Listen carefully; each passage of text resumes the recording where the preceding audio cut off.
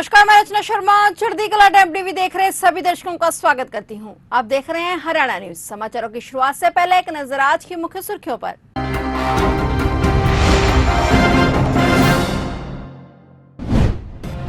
चंडीगढ़ स्थित संत कबीर कुटीर में मुख्यमंत्री मनोहर लाल ने लगाया जनता दरबार। लोगों की समस्याओं का तुरंत प्रभाव से हल करने का अधिकारियों को दिया निर्देश। गांव बलाना के रहने वाले सुरेंद्र को अंतिम विदाई देने पहुंचे पूर्व शिक्षा मंत्री रामविलास शर्मा। अंतिम विदाई में दिखा आंसुओं का सैलाब। लू और भीषण गर्मी, चुनावी अभियान में बड़ी बाधा, प्रत्याशियों को बदलनी पड़ी रणनीति।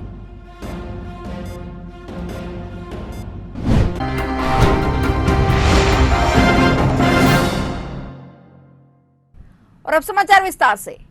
चंडीगढ़ स्थित संत कबीर कुटीर में मुख्यमंत्री मनोहर लाल खट्टर ने जनता दरबार लगाया। इसमें समस्याएं लेकर पहुंचे लोगों की मुख्यमंत्री ने विस्तार से बात सुनी और तुरंत समाधान के लिए संबंधित विभाग तथा अधिकारियों को सख्त निर्देश भी दिए। जनता दरबार में मुख्यमंत्री के अतिरिक्त प्रधान सचिव डॉक्टर अमित कुमार अग्रवाल, अतिरिक्त प्रधान सचिव आशिमा बराड़ समेत संबंधित विभागों के अधिकारी भी मौजूद रहे ताकि जनता दरबार में पहुंचे लोगों की समस्याओं का तुरंत प्रभाव से हल किया जा सके।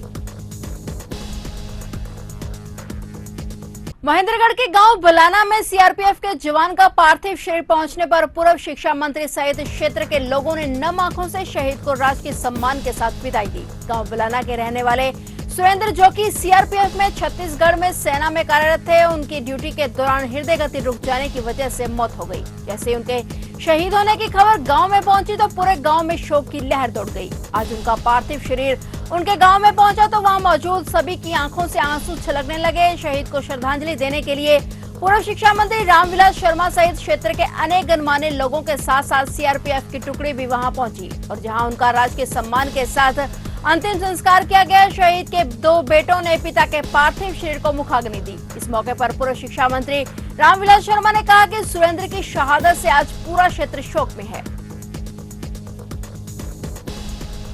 नगर परिषद कालका पिंजौर चेयरपर्सन पद की उम्मीदवार हर्ष चड्डा की पत्नी पवन कुमारी शर्मा ने कालका में कई जगह जनसभाएं कर धुआंधार चुनाव प्रचार कर डमरू के लिए वोट देने की अपील की। नगर परिषद के वार्ड नंबर 26 से पार्षद पद के उम्मीदवार कपिल घई ने वार्ड में जनसभा का आयोजन किया, जिसमें चेयरपर्सन पद की उम्मीदवार पवन कुमारी शर्मा ने शिरकत की। प्रोग्राम कपिल घई जी ने किया है, वो उनको पता नहीं वो 2 घंटे लगे या 2 दिन लगे, लेकिन जो भी है ये बहुत ही लाजवाब था। क्योंकि मुझे आप सबसे मिलने का मौका, एक ही समय में आप सबसे मिलने का मौका मिल गया।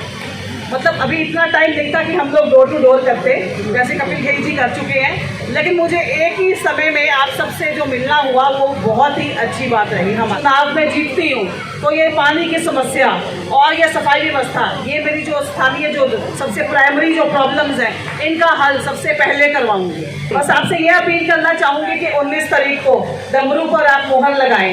ये कह रहे हैं कि यहाँ पर बाहर से आए हैं, बाहर काम कर रहे हैं। कई लोगों ने मुझे यहाँ से सवाल किए हैं कि ये क्या मुद्दा है जी, क्यों है जी, तो उसका जवाब आप लोगों ने जवाब देना है कि मैं कहाँ से हूँ, वार्ड का हूँ या वार्ड का नहीं हूँ। क्योंकि जिन्होंने ये सवाल उठाया उनको शायद ये नहीं पता कि मैं इसी वार्ड से 10 साल पहले पार्षद रह चुका हूँ। तो इसका जवाब आपने देना है। कैसे देना है? कार के ऊपर मोहर लगानी है, तभी उन लोगों को इसका सही जवाब जा पाएगा। और मैं अपनी तरफ से जो भी कोशिश करूंगा कि आप लोगों की जो भी समस्याएं हैं, पानी की समस्या, बिजली की समस्या, पार्कों का रख रखाव, ग्रीन बेल्ट की समस्या, इनका जितनी जल्दी हो सकेगा अपनी तरफ से समाधान कराऊंगा। फिलहाल तो मेरी आप लोगों से यही अपील है कि कार के ऊपर मोहर लगाएं। हमारे यहाँ हुए हैं बहन पवना कुमारी जी, इनका चुनाव निशान है डमरू, उसके ऊपर मोहर लगाएं ताकि हम अधिक से अधिक मजबूती से सरकार के साथ इन चीजों के लिए, आपकी सब समस्याओं के लिए लड़ सके। नगर पालिका और नगर परिषद चुनावों के लिए वोटिंग की तारीख ज्यों-ज्यों नजदीक आ रही है, त्यों-त्यों प्रचार अभियान और तेजी पकड़ता जा रहा है। असंध नगर पालिका के वार्ड 10 से पार्षद पद के लिए चुनावी ताल ठोक रहे पवन कुमार पप्पी ने वार्ड के लोगों और समर्थकों सहित हवन यज्ञ किया। इस अवसर पर उनके समर्थकों और वार्ड के लोगों ने पप्पी को विश्वास दिलाया कि छत्तीस बिरादरी उनके साथ है। सबसे पहला काम है वार्ड में जो काम पेंडिंग पड़े हैं, लाइटों का है, गलियों का है, नालियों का है, सफाई का है, कोई काम है, मैं हर वार्ड में हर गली में मैं खुद जाऊंगा। एक बार लिख के दो तो बार बार मेरे पीछे मत आना पड़े आपको, मैं आपके पीछे फिरूंगा। आपने मेरे को वोट दिया है, अब मैं आपको सपोर्ट दूंगा। थोड़ी सी भ्रष्टाचारी तो अब भी है, पिछली बार तो ज्यादा थी, अब के बहुत कम है। कुछ हमारे जो अग्रसेन के वोट है काट के दूसरे वार्ड में डाल दिए है, उसके बराबर के वोट है हमारे पास भी है, और जितने बिरादरी के वोट है सब है। जो वार्डबंदी अब के बार सही हुई है, कुछ घरों के बीच के वोट कट गए हैं। मेरा वोट है, मैं वार्ड 10 से मेरा वोट वार्ड 13 में चला गया। अपने सभी 36 बिरादरियों से अब की बार पप्पी भाई को मौका देखो। कुलदीप बिश्नोई ने अपने गृह जिले हिसार और पैतृक भूमि आदमपुर में जाकर अपने आगे के रणनीतिक सफर के लिए कार्यकर्ताओं की नब्ज टटोली। शाम से लेकर रात तक वह कार्यकर्ताओं के बीच रहे और उनकी भावनाएं जानने की कोशिश की। कार्यकर्ताओं ने फैसला अब कुलदीप बिश्नोई पर ही छोड़ दिया और कहा है कि वह जो फैसला लेंगे मंजूर होगा। कुलदीप ने ये भी कहते हुए भारतीय जनता पार्टी में जाने के संकेत कि उनका बनवास अब जल्द ही खत्म होने वाला है। इसके साथ ही जब पत्रकारों ने उनसे पूछा कि जेजेपी और दुष्यंत चौटाला पार्टी ज्वाइन करने के लिए ऑफर दे रहे हैं, तो उस पर कुलदीप ने कहा कि वह किसी छोटे मोटे दल में नहीं बल्कि बड़े दल में ही जाएंगे। हालांकि कुलदीप ने अपने पत्ते पूरी तरह से नहीं खोले हैं और कुलदीप ने कहा है कि वह 2 दिन में फैसला ले लेंगे उन्हें कहां जाना है।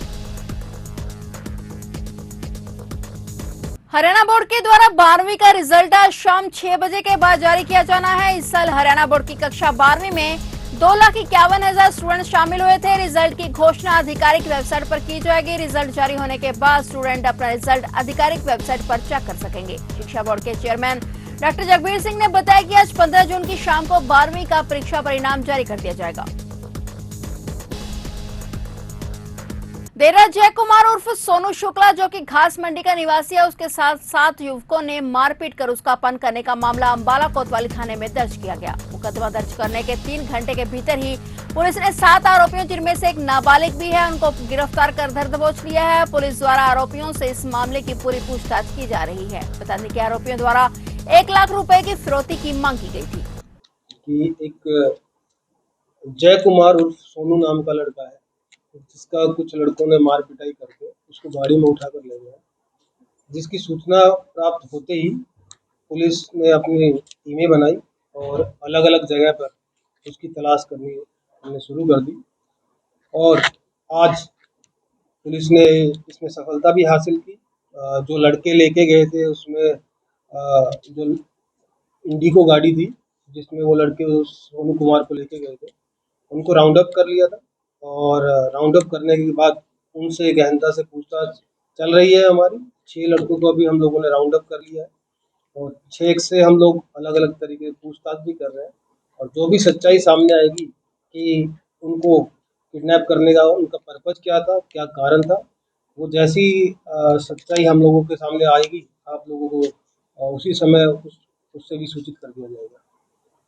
19 जून को हो रहे नगर परिषद प्रधान और पार्षदों के चुनावी अभियान में मौसम बहुत बड़ी बाधा बना हुआ है। लू और भीषण गर्मी के चलते प्रत्याशियों का दिन में घरों के दरवाजों पर दस्तक देने के बाद भी कोई रिस्पांस नहीं मिल रहा है। इसे देखते हुए प्रत्याशियों को चुनावी अभियान की अपनी रणनीति को पूरी तरह से बदलना पड़ रहा है।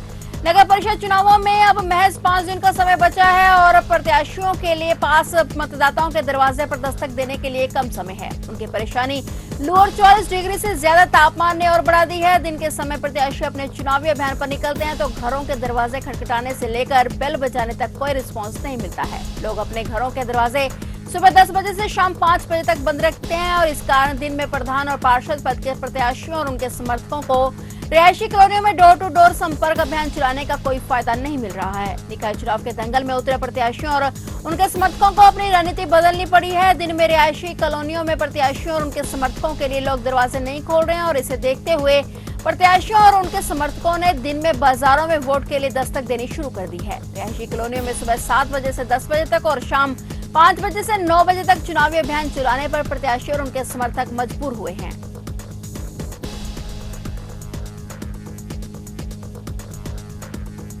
फिलहाल हरियाणा न्यूज में इतना ही और नए समाचारों के साथ फिर से हाजिर होंगे। तब तक के लिए देखते रहिए चढ़ती कला टाइम टीवी।